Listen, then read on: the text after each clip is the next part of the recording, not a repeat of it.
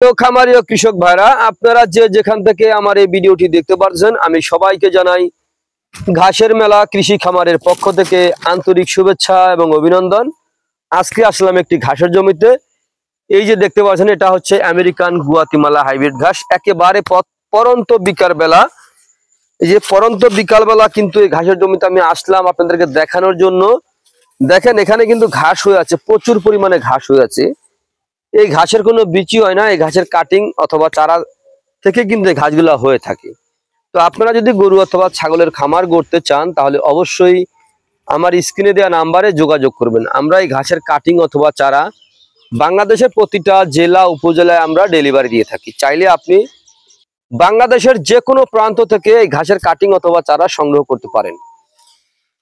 এই যে জমিটাতে দাঁড়িয়ে আছে, এখানে কিন্তু আমরা কাটিং রোপণ করেছিলাম। কাটিং থেকে ঘাসগুলো হয়েছে, হওয়ার পরে কিন্তু কয়েকবার ঘাসটা কিন্তু আমরা বিক্রি করেছি। তারপরে কিন্তু দেখেন ঘাসটা এখনো খুব ভালো আছে।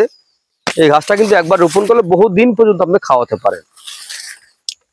এখানে দেখেন ওই যে একটি গাছ দেখা যাচ্ছে, ওটা কিন্তু আপনার লটকন ঘাস। আমি ওখানে রোপণ করেছিলাম। এই বাগানে কিন্তু আমি প্রথমে এটা পানের বরজ ছিল, তারপরে পানের বরজের ভিতরে কিন্তু আমি ভেঙে এই ঘাস চাষটা করতেছি। ঘাসের ভিতরে কিন্তু আমি লটকনের চারা রোপণ করেছিলাম নরসিংদী থেকে চারাগুলো এনে। কিন্তু মূলত আমি এখানে 16টি লটকনের চারা এই বাগানে রোপণ করেছিলাম। আমার দুর্ভাগ্যবশত আমার হয়তো ভাগ্য খারাপ, এখানে মোট 1টি 2টি 3 4টি চারা আপনার রয়েছে, আর বাকি চারাগুলি সম্পূর্ণ চারা মারা গেছে। আমি কিন্তু ওখানে যে সরাসরি দেখে তারপরে চারাগুলি কিন্তু কুরিয়ারের মাধ্যমে আমি এখানে এনে রোপণ করেছিলাম। তো প্রিয় বন্ধুরা, আপনারা যদি এরকম ঘাস যদি চাষ করতে চান, আমি আবারও বলছি, তাহলে আমার স্ক্রিনে দেওয়া নাম্বারে যোগাযোগ করবেন। ইমো নাম্বার অথবা হোয়াটসঅ্যাপ নাম্বারে ফোন দিয়ে এরকম চারা দেখে তারপরে বীজ সংগ্রহ করতে পারেন, অথবা আপনি সরাসরি আসেও এই ঘাসের কাটিং অথবা চারা সংগ্রহ করতে পারেন।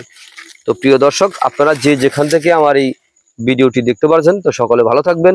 আল্লাহ হাফেজ।